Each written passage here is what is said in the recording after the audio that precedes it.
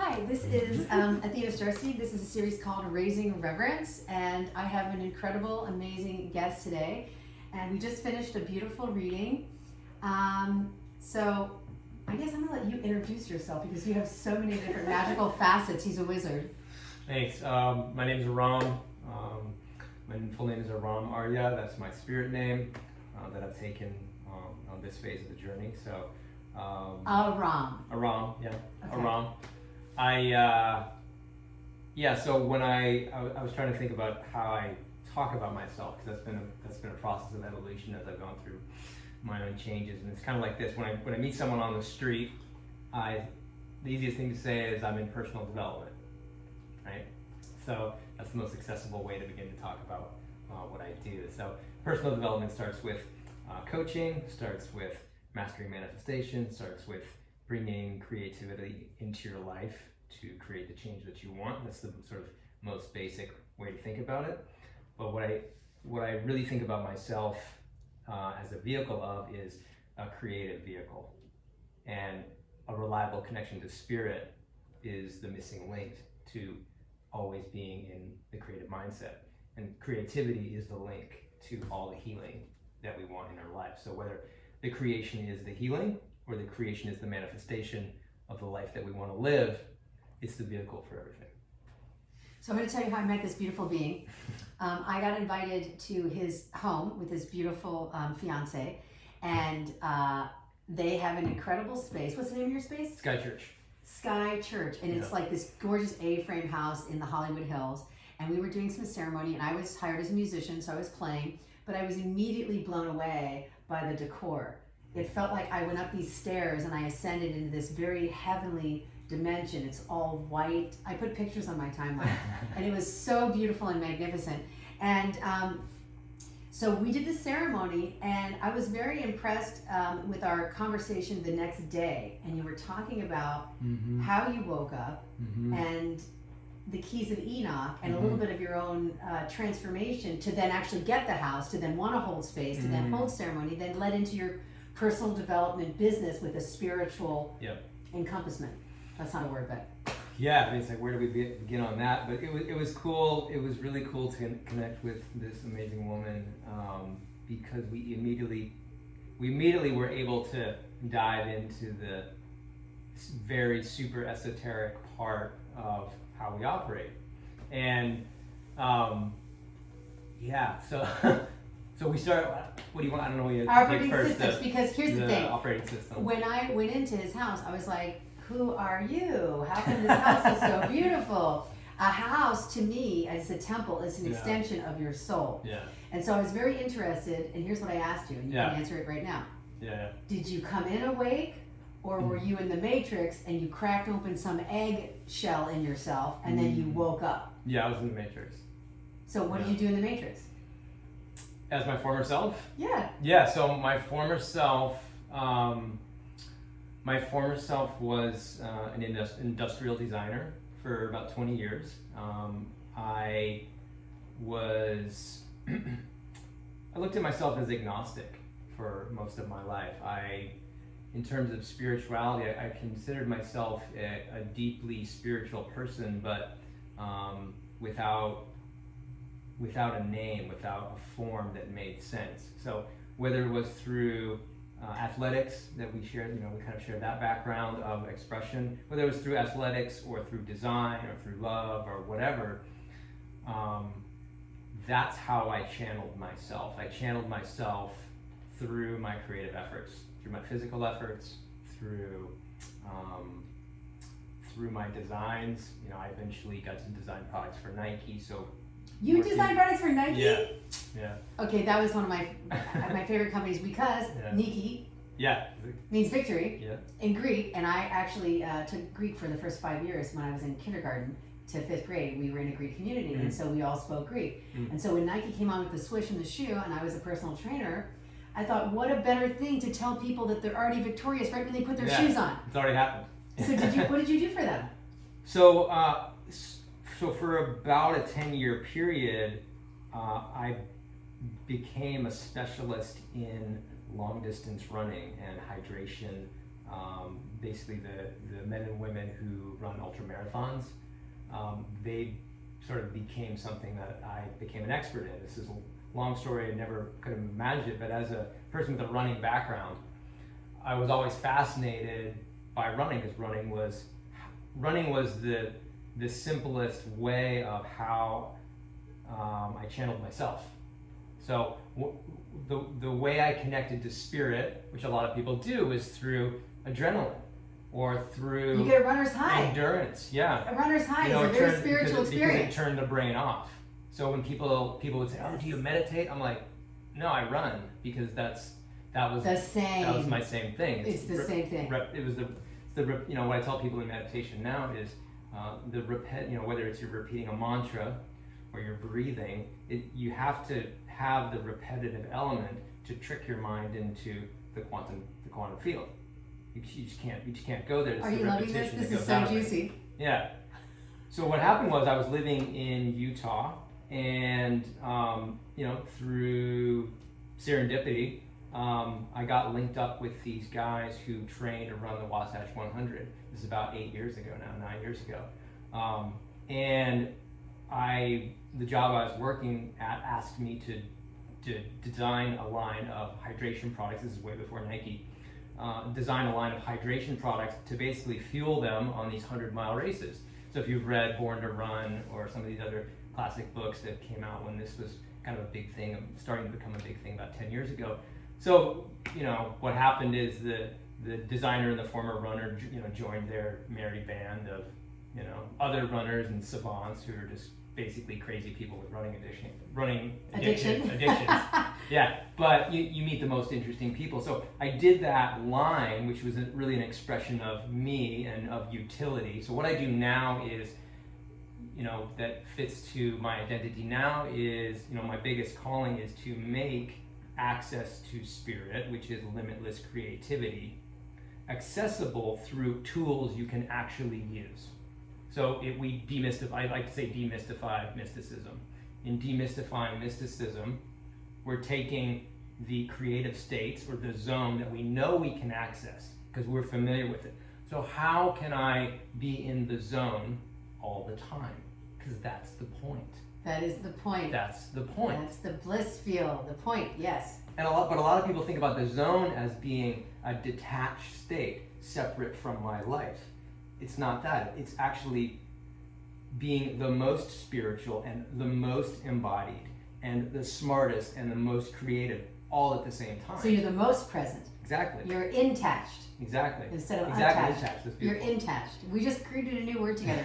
Intached. We're intached. Yeah. So if you forget about for a second everything that you thought you were supposed to be, or all the money you're supposed to be making, or everything that's supposed to be happening, and realize the whole goal is to be in the zone or be in the flow state all the time.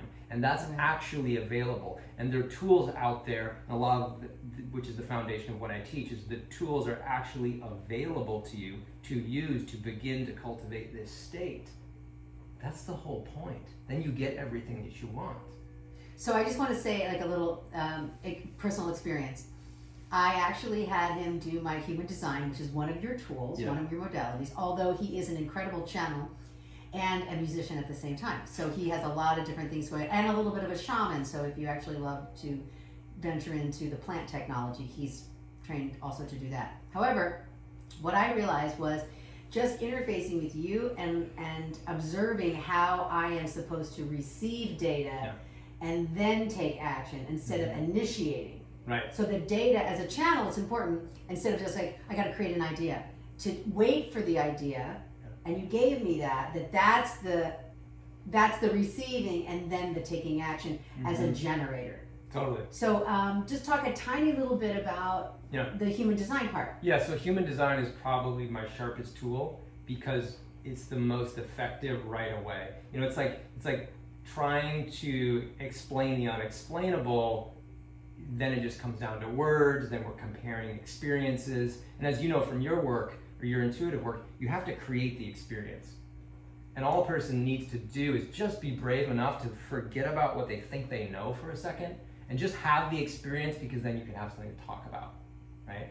So the way I look at human design is like this. Is like, this is the vessel, and we're channeling ourselves at all times.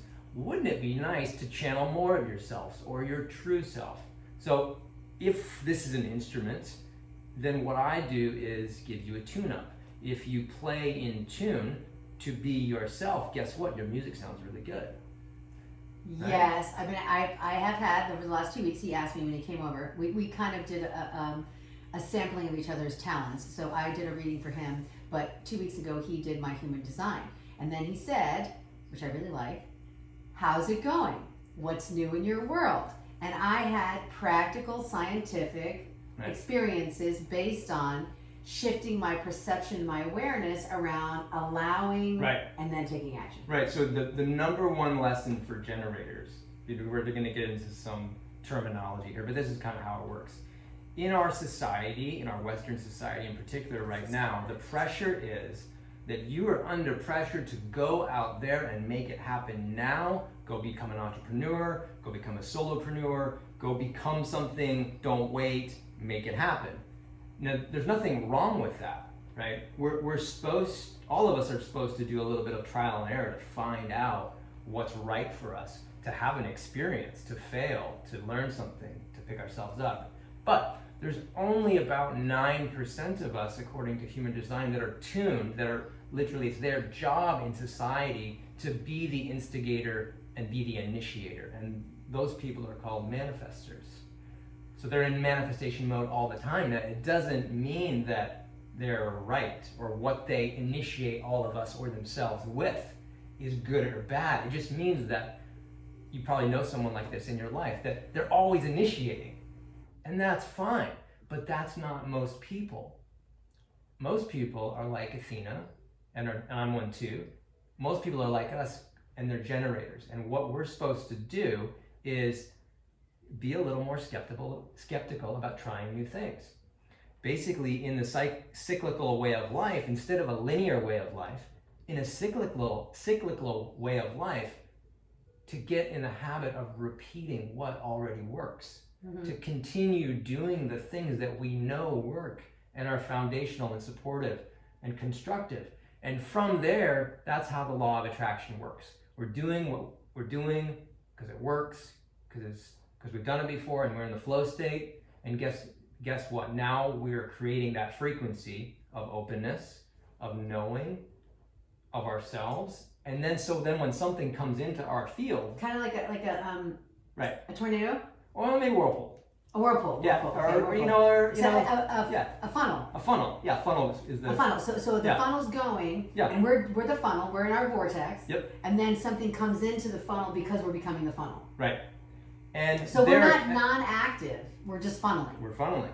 Yeah. So that's our beingness. Our being state is funnel. And you can think about the instrument as a funnel or a filter of consciousness as well too. So we're filtering things, we're changing the resonance of that and projecting that as us. And guess what? If you're funneling or channeling yourself, we love your vibe because we can sense that it's authentic. And when I get an authentic vibe from you and I don't know you, when I'm in your presence, it's easy to start a conversation with you.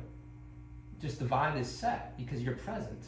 But then what do? Here's the big thing for most people, in particular generators. If someone makes a proposal or gives you an idea, or maybe you have the urge that you might want to do business or interact with this person in any way, shape, or form, you have the choice, and the choice is response. So you are waiting for the offer, and then you choose to respond. So at that point, you're in creation. You're creating, and it doesn't have to be even for someone like you, it doesn't even have to be a formal invite. It's really just checking my energy and saying, do I want to commit the force of my life to this idea or endeavor or act or not? And the or not's really important. Because most of us are stuck, we don't, waiting to respond sounds boring. Like what I'm supposed to sit here and wait and respond until No, but I like something when you said happens. we're funneling, because when I'm funneling, I'm not waiting, I'm in constant motion.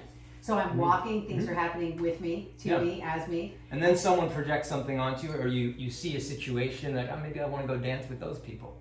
Or maybe I want to go drink coffee or talk to that person. Right? Or drink cocoa. Or cacao, whatever. So just drink it on coffee. Perfect. So, so it's like, you don't have to say yes. Do not get pulled by the magnetic force of anyone or anything into saying yes, compromising your terms, compromising your boundaries, especially if you're a woman, getting into people pleasing or getting into saying yes. There's human design gives you a neck down way, a neck down system of checking in with the resonance that's coming from your body to decide whether or not you want to say yes to this opportunity. Okay, but we say neck down. What does that mean? You're saying check with your solar plexus, check with so in human design, the brilliance of it is rule number 1 is your mind is not your authority. Your mind is not your authority. Now, don't you love that? Yeah, for anyone. So none of us, all humans, our mind is not our authority. It means that this is the central processor. So this isn't like rocket science. This isn't news. This is just a system that puts it all in perspective. So this is the CPU. This is where that funnel and that filter come into conscious awareness that creates this reality. But you don't make decisions with it. It's an incredibly powerful computer where you get to conceive and reconceive and look at things differently and change your perspective and change your mind. You just don't make decisions with it. I see. You're going to make decisions with one of your energy systems that's from the neck down for almost everyone. So for a lot of people, for you, for example, for both of us, we both have what's called emotional authority. So emotional authority means that we actually have to feel into our decisions. That is it's so life confirming when you give me permission to use my emotions to feel. Because as a woman, I don't know if anybody else has heard this, but you're too emotional. And I was like, that's how I make my decisions. Yeah. I expand and I'm like, yes, and I contract and I'm like, no. It's a very visceral thing I feel. So for most people, the first thing we have to do is, in order to really actually feel our emotions, we have to cancel or unlearn the habits that indulge emotions. Because if you indulge emotions as they come up, you're not watching them. You're playing with them. You're amplifying them, and then you're creating situations that you don't even know how to respond to. Okay, but let's go into just a tiny little bit. Yeah. What's an indulging emotion and what's an experiencing emotion, so that you're not suppressing an emotion. Right. So that's all I can say is that's really different for different people. The one thing that everyone with emotional authority has in common is that the number one thing you need to do is create the time required to feel into the totality of the emotional wave. So for you and for me, if we're facing, it's easiest to talk about a tougher decision, right? So let's say you get a job offer, and wait a minute, this is amazing. There's all these good things about it. The money's good, the boss is good. But wait, there's other things that aren't. The location's actually not very good. How it affects my family might not actually be good. There's pros and cons of feeling, not just analysis, but actual different feelings. And so we need to stretch time out so we can weigh all of the different emotions, and then eventually come to our decision. Specifically for a generator. Specifically for a generator with emotional authority. Okay, so there are other generators with different things. So just for example, emotional authority is the most common authority. It's the highest percentage of people have that. Second to that is what's called sacral authority. So that's second chakra. But in sacral authority is a gut feeling. Sacral authority is a vibration that comes up from chakra 2 to our voice that is yeah, or no. And it's like this. So everybody has this. We're just tuned to these influences differently. But here's the thing. No emotion you've had has ever been wrong. Not once. No gut feeling you've had has ever been wrong. Ever. It doesn't work that way. They're always right. But how you interpret them can be really screwed up because you're trying to make sense of them with the constructs of this society or reality. Right. And also, too, there's a projection of an overlay from the past that starts to loop and puts it on the present moment. It's like looking at the present with a film over it. Right. So how many layers are you how many layers are in your way So of actually many. seeing things for what they are. But that's what human design That's helps you your do. work. You Yeah. help people peel the onion off of all the layers. Yeah, because when you start to interpret the literally the forces, the vibrations that are coming through your body as information, and you start to look at, human design has 9 chakras. So if you start to look at each of these 9 energies as different forms of intuitive information that are never wrong. Well, first you start to love yourself more.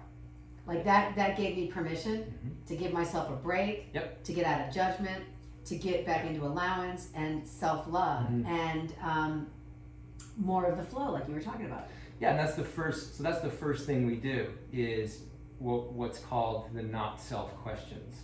In starting with the not self, before we get to how this whole system works, is separating ourselves from who we are from how we've been conditioned to be. Because a lot of people's negative reinforcing behaviors are actually, they're just protective mechanisms. Yeah. They're coping mechanisms for what I think I have to be.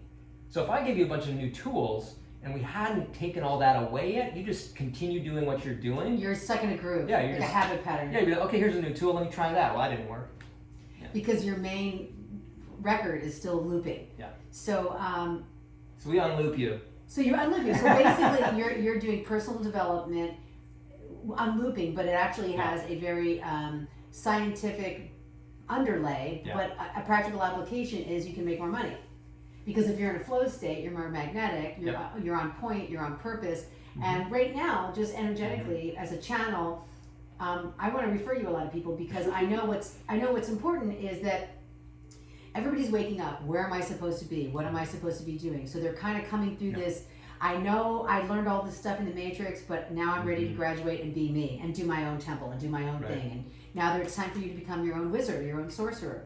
And so to refer you to somebody that's skilled in this, step 1 is look at the design. Step 2 is ask the not questions. Step 3 is figure out your new flows. Step 4 is throw you in a practical application. And then you use a couple other tools. What are your other magic tools? Yeah, so I look at it like we talk like a lot about pyramids. The pyramid's kind of like this. On the bottom is my identity. Okay. So this is one of the simplest lessons that people forget as they mature.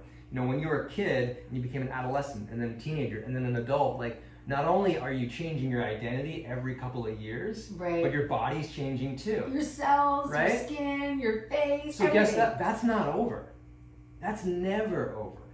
It's always an evolution of self. And when we have a job and an identity and a wife or a family or whatever that says, okay, here's your identity now.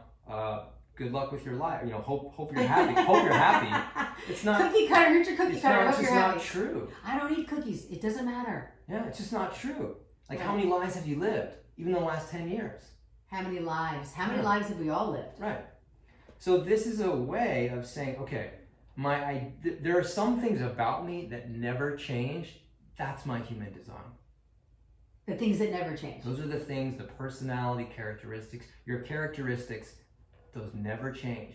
Now, your relationship to them changes, but they don't change, and that's what's reliable about you. Okay, so when you say personality traits, though, think about it like this. Give me your definition between ego and personality. Did you know I was going there? No. Okay. So I would, let's take away the word personality, because that might be loaded. Let's talk about, let's say characteristics. Okay, so like what, being on time? Or being authentic, or being honest, or what? Well, like for a characteristic would be the fact that you're always going to use your emotions to make decisions. Oh, interface system. Yes. Okay, that's different than a personality. Yeah, this is an interface system. Yeah. So the human design is your code of being. So this is like a spaceship. Yeah. So in this spaceship, right? So this body that's never existed before in quite this way is yours. It's unique to you. Your spirit is also 100% unique to you, and it's the intelligent element. The human design is the code. The human design is the code of interface.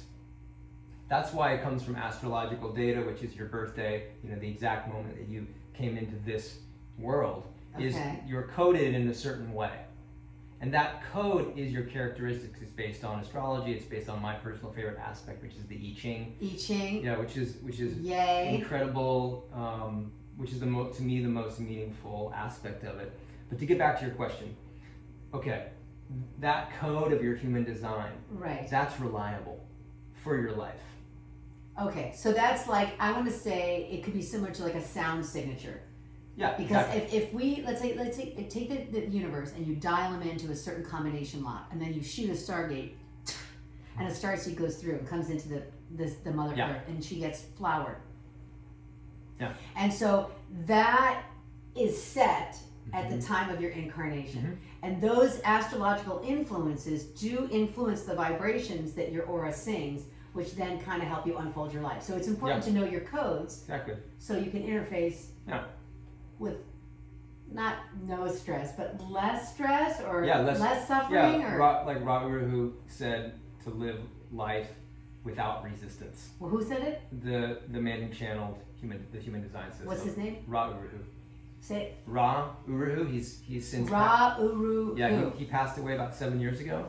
But he was the man who had a revelatory mystical experience in 1987 that basically downloaded the human design system. He took these three things. So the thing that he was did was given, new. It was given to him fully formed. It's not a theory. It's not a amalgam. Oh, okay, but it yeah. did overlay two other things, because you have astrology and the I Yeah, Ching. it basically took the I Ching, astrology, a Hindu Brahmin chakra system, and aspects of the Kabbalah, and overlaid them in a way that they all work together.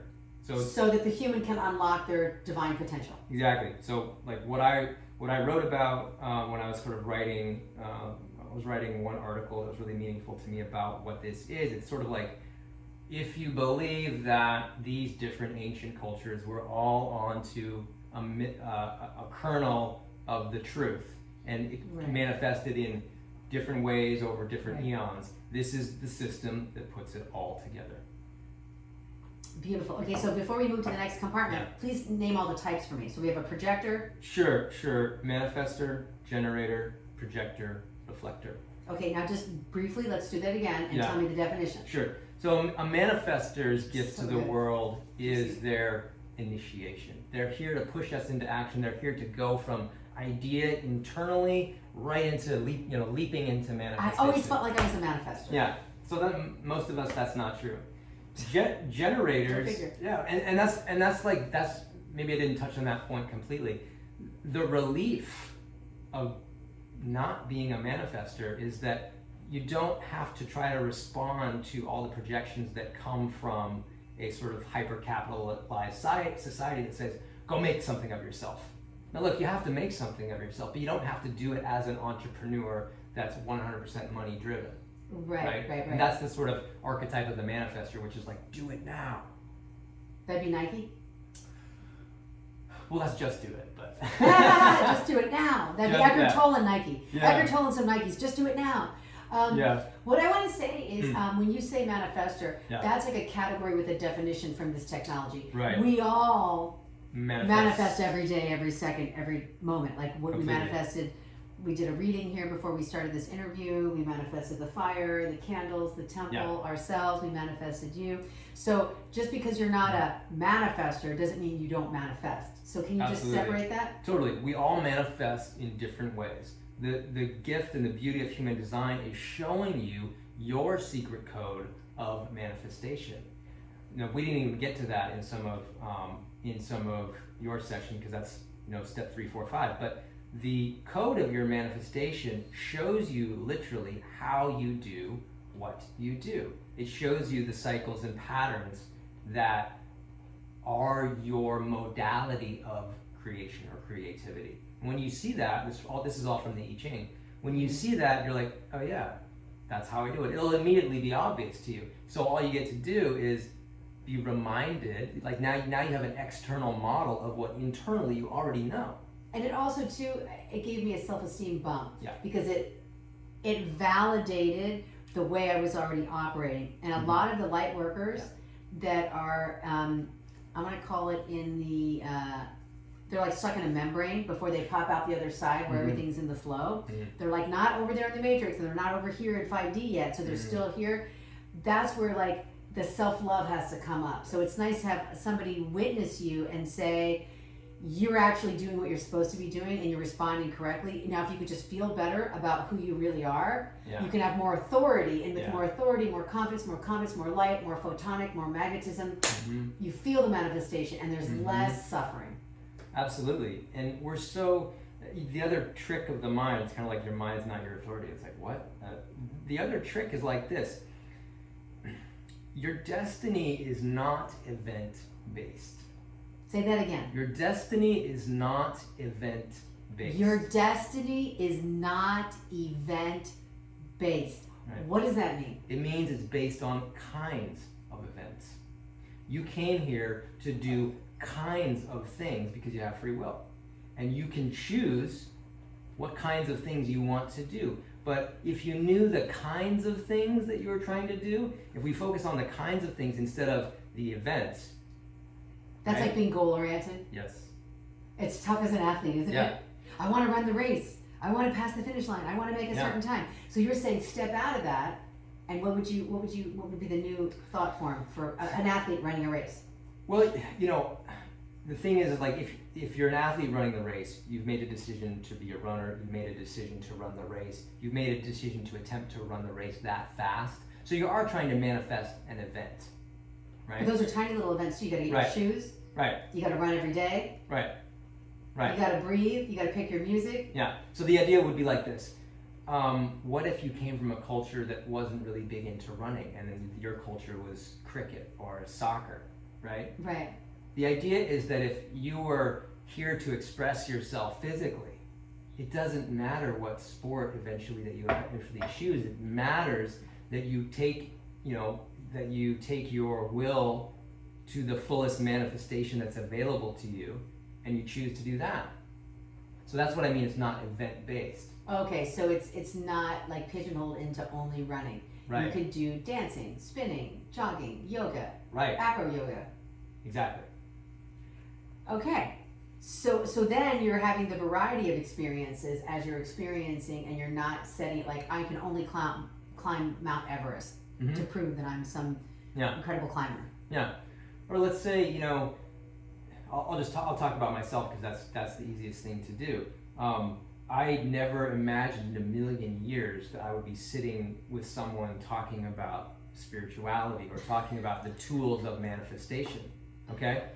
So in my previous life, a few years ago, I was doing all those things, but I was doing it through the channel of being an industrial designer. I was at the whiteboard. I was talking to people about ideas. I was shifting concepts of what could be. I was traveling to factories. I was making prototypes. I was proving out all these ideas through this channel of, back to the trail running thing. Through trail running, I was doing everything I do now, exactly all the same ways, just all of the tools and the pieces are different. Right, but the application is kind of the same. Yeah, but the way I do it, basically the same. Now, the medium, was it trail running through being an industrial designer, or was it being shaman, a coach and a spirit surgeon over here? Spirit surgeon. Same thing. Not event-based. It's a way of being. Okay, now that is beautiful. Okay, so now we have to go back to, so there's a manifester, and what's the next archetype? So the next one I usually talk about is the generator, which is like us. And what's the definition of that? So the generator's gift to the world is your work. Our work? So you get to define work however you define work. It's basically what you do gives your life meaning and creates identity. So for us, the most important thing for us is to have and create meaningful work so that we can express ourselves through it and contribute to society with our work. Now, can you take somebody you're dating and see if they match? Like if you have two generators that match, or if you're a projector and a meditator, like is there anywhere in there that do that? Yeah, exactly. So or can two generators be like they can't be together? So there's some types, right, that are more harmonious together than others. Is Jenny a generator? No, Jenny's a projector. Yeah. So my partner. Is it good? Yeah. So Jenny, my fiance, a projector, and it's really harmonious because for us. But I'll talk about projectors and we'll go back to generator. So projectors are about 20% of us. 20%, projectors' gift to the world is that they're basically guides, facilitators, administrators. They basically amplify what everyone else does. So Jenny's job, and she's like incredibly, amazingly creative in her own right, but how she helps me is she amplifies what I do. She supports and so a projector amplifies. They recognize. They're a guide. In other words, they recognize, they amplify, they put different people in the right roles. They identify how teams work. Even Jenny, who is really protective of her own energy and has a lot of sort of kind of quiet genius tendencies about her. When we're together, she's incredible at holding space for me to share my work, and then comment on me on what's working and what's not working with my work. Right. So that's her role, and that's what makes her really amazing. Doing her food or doing her her coaching and therapy through her food. So she's a nutritionist, and she coaches people, in particular with difficult GI issues. She's a functional nutritionist, but really helps people with emotional eating, people who've been traumatized or have difficult patterns of how to eat, and what's actually good to eat, and retraining that whole system so that you can actually love yourself through food, instead of food being the problem. So that projection complements the generating. Right. So when you guys are creating together, where's the initiation coming? Who initiates? Yeah.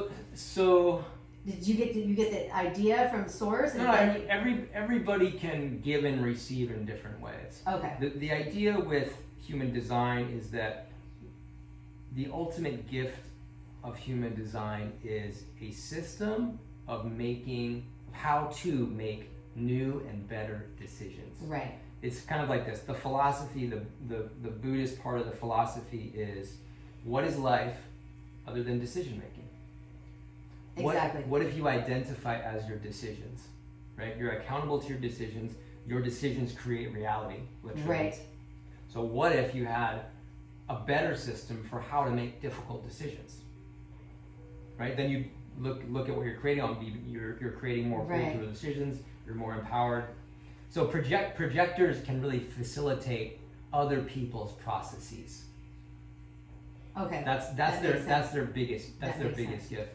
And then the last types, you got manifestors, generators, projectors, and then reflectors.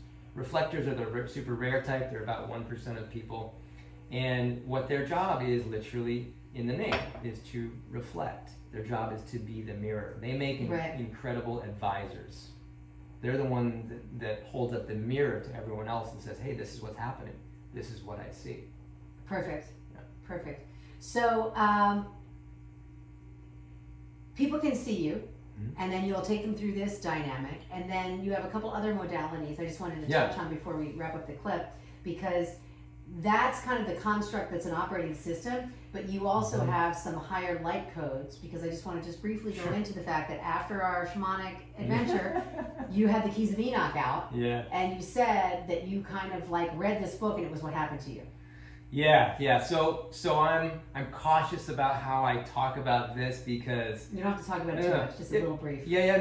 I'll just a tiny little smidgen. It's like I said from the beginning, my whole objective with what I'm doing now is to illuminate spirituality as the missing piece to manifesting what we want, to raising conscious evolution, to creating new societies, new worlds, and new relationships. New relationships.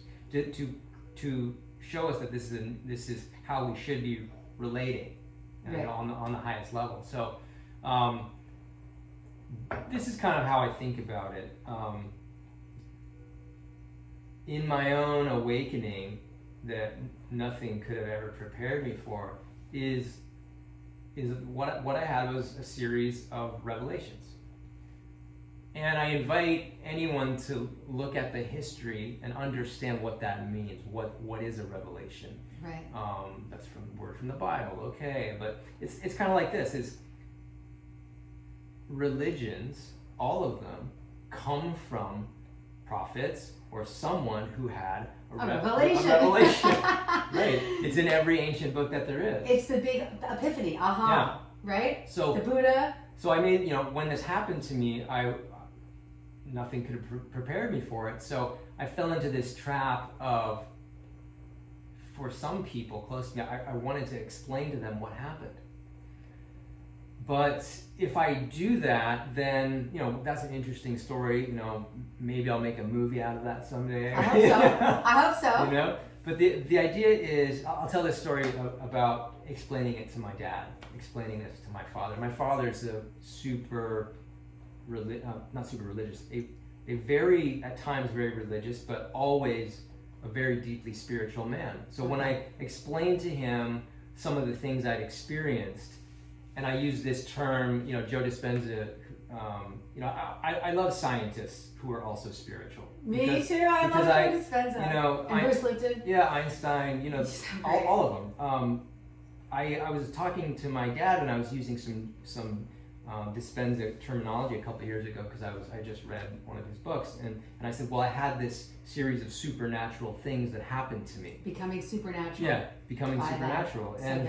And my dad was like, well, there's no such thing as supernatural. And I was like, what do you mean? He's like, well, there's non-ordinary.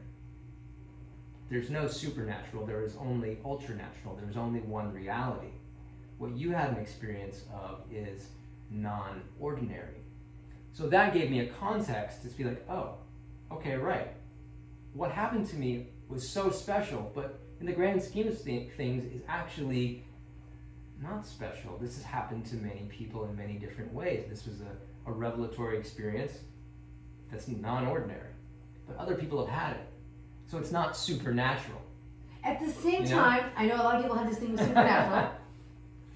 Soup means above. Mm-hmm. Yeah. It just means above. Yeah.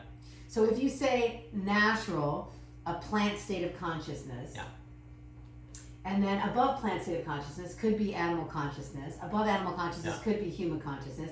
Above human consciousness could be a revelatory experience. Right. So exactly. So we do get into semantics. It doesn't mean that you're special and everybody else is not. Mm-hmm. But what it can point to is that you have this pathway that's very normal, that's very mainstream, and then at some point you do have to choose to get off at a higher perspective. Yeah, and that's the paradigm. And that shift. just keeps going. Yeah, totally.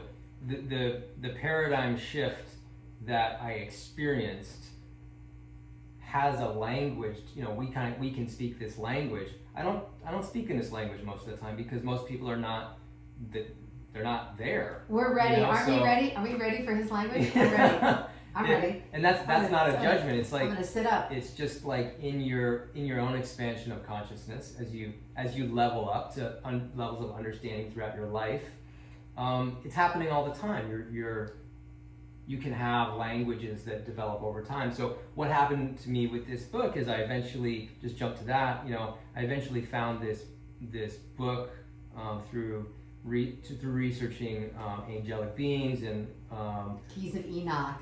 The Keys of Enoch by J.J. Hurtek, which was a text that was super duper challenging. Yeah, that came into our world in 1973. So if I had picked up this book 2 years ago, right, and I'd opened it, I was going, well, this is interesting, and then like I would have read one page and been like, okay, whatever that was, It's so heady. It's beyond. But then after my awakening, I eventually found this book. I was interested in the forces, the architectural, scientific forces of reality, and these are the influences, the actual work of Metatron and Enoch in the angelic realm.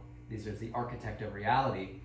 When I began to read this book now, and I don't claim to be an expert on the book at all. I'm still absorbing. I love that about you. You're so humble. Yeah. You gotta stay humble with your wizardry, right? Yeah. Because when you think you know something, they pop you up a dimension and you're in the nowhere again. And you have to learn all new skill sets. Learn new skills. So long story short is I began to read this book. Okay. And I could understand it. And the That's a big deal. the way I understood it was simply this: is I'd been having visionary experiences for about 2 years that I didn't fully understand. That I would decode at times years later. I'm like, oh wow, that was that dream, or that was this piece of the code that I received in a vision. And I began to read the book, and it was all there. It basically decoded all of my visions. It was all there. So if you're looking for proof, now I can't prove anything. I can't prove anything to anybody else because this is my experience. Right. But what blasted me off into the realm of knowing what this is and what we're experiencing is having dreams I could not explain, and then a few years later reading them in a book. You can't make that, that this has become the story of my life in many ways of, well, you can't make that up. Oh, well, you can't make that up. And over. Right. Get it, like understanding that serendipity and synchronicity and will and intention and how this comes together with destiny, how all those things work together. That's serendipity. Create a story that is your life. You can't look away from. It's your life. And I want to say that as the starseeds wake up, they get to read their own book of life. Their own book of Enoch is reading their living stream. Yeah. Because when you have a dream, like for me, I'm a dream clairvoyant. I'm dreaming things and then I live them and I'm like, oh yeah, I dreamed that. Mm-hmm. And I'm consciously aware that I'm the dreamer character and I am the dream at the same time. And so when you're reading your book, who's mirrored in the Keys of Enoch, that's a piece of your narrative. It's a piece of your story. But we have to go in a couple of minutes because I have to go pick up my daughter. So I wanted to close out by saying, you use the experience of the Keys of Enoch to help people understand and unlock their own inner sound codes. Mm-hmm. So you also do music. Well, I'm... The shamanic part, you do help with some plant medicine, but you hold some space and you let these tones come through. Oh, in terms of the healing modalities, yeah. So the foundation of what I do as, as a healer is I do something I call vibrational healing, and this is the deepest part of what I do, and like other healers, I don't make any claims. I simply offer this service to certain people that I'm working with, but. What I do is a kind of body work that is kind of a mix between energetic work and cranial sacral work where I'm going to do that and we'll do another clip on the after because I definitely want to sample that because I did the human design and I did create a lot of manifestation the last 2 weeks. Yeah. So body work. Yeah, so doing the body work, I think cranial sacral is the easiest way to approach it because what I use is a sort of a classic kind of 2-point system where I use my hands to feel energetic blocks in people. You just sort of lay flat on your back, and then I'll allow my hands to work through where the energy's stuck. And it's mostly in the crown. So is this where we receive information? I basically work on the spine. I work on spine. From the top of the spine to the bottom of the spine. So are we laying face down on a massage table or is it on the face up. Yoga mat? Yeah, face up on the yoga mat. Yeah.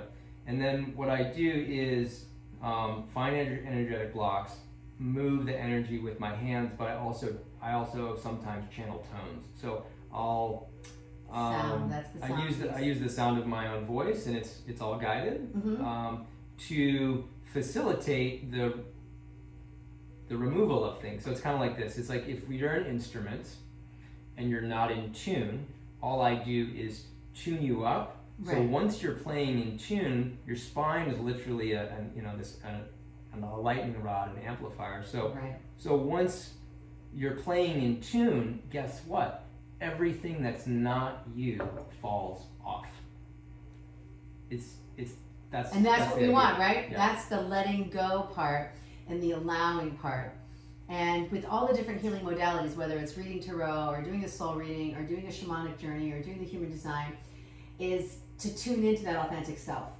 And when you can see the differentiation between the shadow selves and the authentic self, you don't have to banish a part of yourself away. You can love and incorporate yourself into some type of a harmonic alignment and play a new resonant symphony.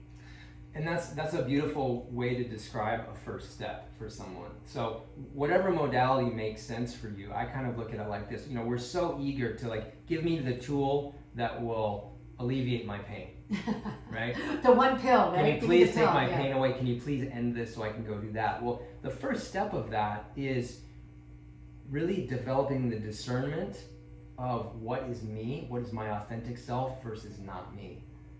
That'll clear up a lot. Right. Because that's like squeezing your third eye. So you're not looking at the universe with this overlay of the past wounds that are projecting into the present reality. Exactly. So how can they get a hold of you? Yeah, so you can find me. It's just my name, Ahram, Arya, AHRAMARYA.org, and everything's there. Okay, I'm going to put a link at the bottom of this clip. This is YouTube. This is Athena StarSeed. And thanks for my reading today. We didn't even talk about that. This was like, this just amplified and put so much intention. You know, it put the laser pointer right on the things that I already know, so I can accelerate those things. Yeah, the goal that I got out of this was just so motivating. It's so like, I'm so certain of the 2 or 3 points that we made of where I'm supposed to direct my efforts right now. It's like what I already know, but now I can put all of my efforts, in those channels. Beautiful, beautiful. That's the greatest thing about some of the cards is the cards. It's just like I see the universe as a holodeck. And whether you're reading a flying crow or a weather pattern or a low or high tide or the phases of the moon or a tarot deck, that once we're open for the question, we're open to receive the answer. Receiving, yeah. And so as we mirror each other in this hologram, as soon as the question is asked, the rod is cast and the catch comes back in, and then everyone is fulfilled. And so as the light workers are waking up, we're all using more of our magic. And I thank you so much for sharing your magic with me today. I'm going to put your links at the bottom, and also too maybe a link for your beautiful goddess girlfriend. Absolutely. Anybody who needs nutrition help, as a personal trainer, nutrition is extremely important. Even as a breatharian, we have to learn how to eat and eat well before we can go into higher states of awareness for food freedom, whether it's fasting or if it's 3 or 4 days of dry, or if it's actually you make the transition to live on prana. So with the fire of transmutation and the beautiful blessed elements, we love you so much. Thank you for being present. If you like this, please subscribe to the YouTube channel, book a reading or book a session, and we will see you soon. Stay tuned.